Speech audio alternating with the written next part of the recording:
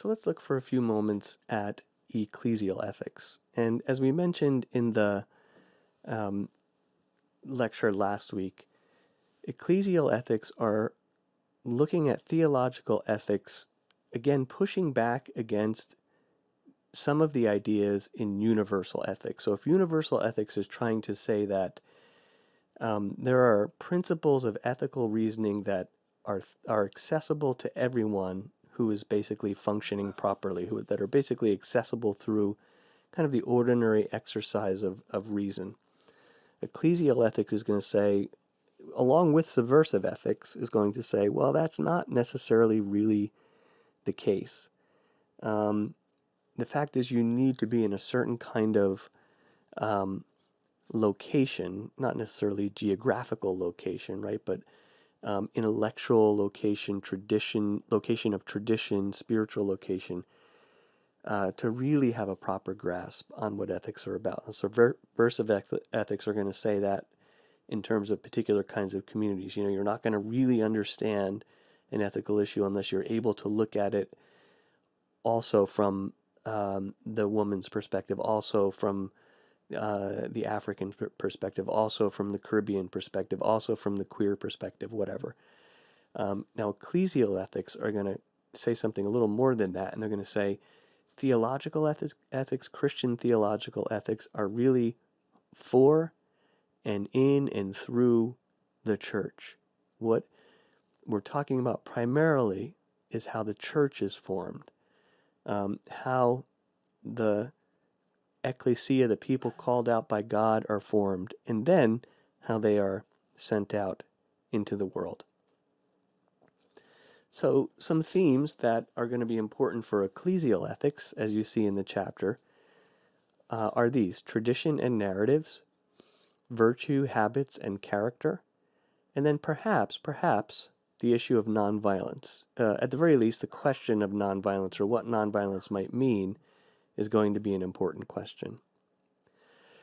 So what do we mean by tradition and narratives? So we're not really speaking here in terms that universal ethics might use of a kind of tradition that comes down to us from on high, that can never change, that is utterly and thoroughly objective, and that anyone can appreciate or understand. What we're talking about here is a particular way of thinking and way of living that develops and extends over time. So when we speak of the Christian tradition, we are speaking about a particular set of understandings of how the world works, a particular set of practices in ways that are lived, a particular set of stories that are told.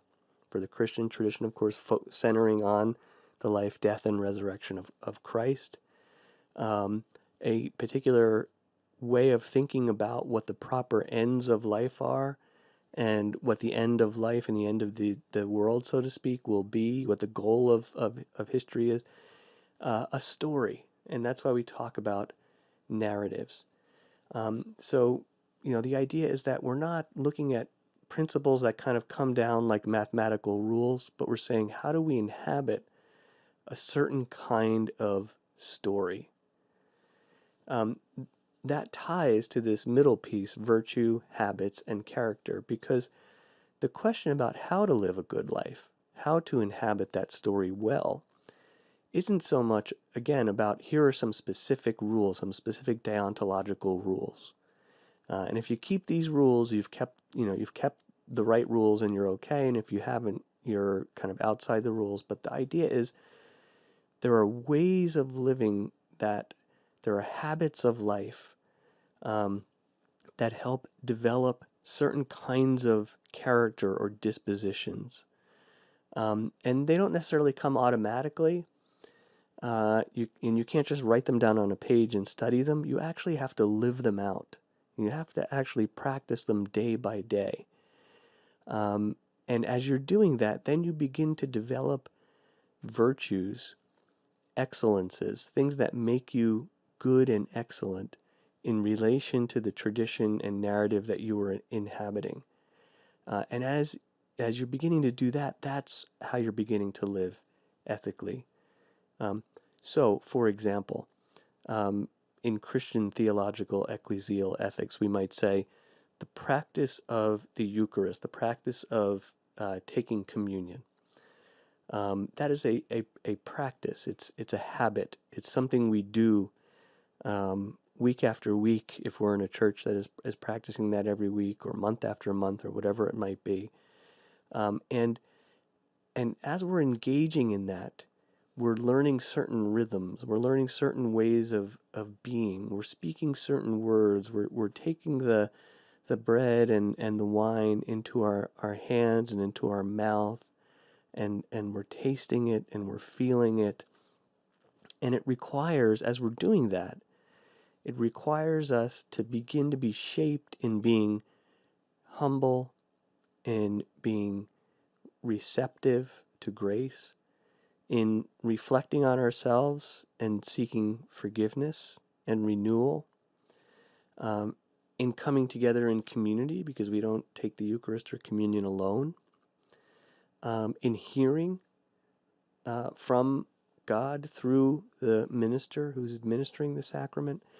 And as we begin to do those things, we begin to develop virtues of patience, of humility, of gentleness. And as we begin to develop those virtues, we're able to inhabit those with each other in the church, and then we're also able to inhabit them out in the world. And this, for ecclesial ethics, is what the kingdom of God is really all about. Now, another theme I think that's common to both subversive and ecclesial ethics is a focus on the kingdom of God. And what is really the kingdom of God? Where is the kingdom of God? When is the kingdom of God? And both subversive and ecclesial ethics very often are going to be looking in many ways at the present reality. And, subversive ethics are going to be saying the kingdom of God can be and ought to be instantiated now in actual political realities in the world. Ecclesial ethics are going to generally say the kingdom of God ought to be and can be instantiated now in the life of the church. And then as the church goes out and grows and goes on mission, it brings the kingdom of God with it out into the world. So you can see there's a kind of a similar theme there, though a subtle difference perhaps in the way that gets sometimes worked out and expressed. And then you have this, last theme on this slide of nonviolence with a question mark. So there will be important strands of ecclesial ethics. I'm going to put up a few particular thinkers up on this slide in a moment. We'll talk about a few of them. Some strands of ecclesial ethics will kind of follow the Anabaptist and neo-Anabaptist ways of thinking, and will say that the kind of community the church needs to be is a community of nonviolence, and therefore the church cannot in any way participate in war. The church must be pacifist. There are other streams of ecclesial ethics that won't exactly take that way of thinking, and will actually be more amenable to the just war tradition that we looked at briefly when we talked about universal ethics, and that we'll look at in some detail when we do our unit on war. Again, as with subversive ethics, ecclesial ethics doesn't necessarily mean there's nothing to universal ethics. It can very often be more of a kind of subtle difference in emphasis. As the text mentions, many people working and writing today in this category that we might call ecclesial ethics very much draw on figures from the tradition of universal ethics, including Aristotle, Plato, Augustine, Aquinas. All those figures are very important to many of these thinkers in ecclesial ethics. What the thinkers in ecclesial ethics will do is perhaps interpret some of those earlier thinkers as not really universal thinkers after all, but as thinkers who themselves were inhabiting a particular narrative tradition.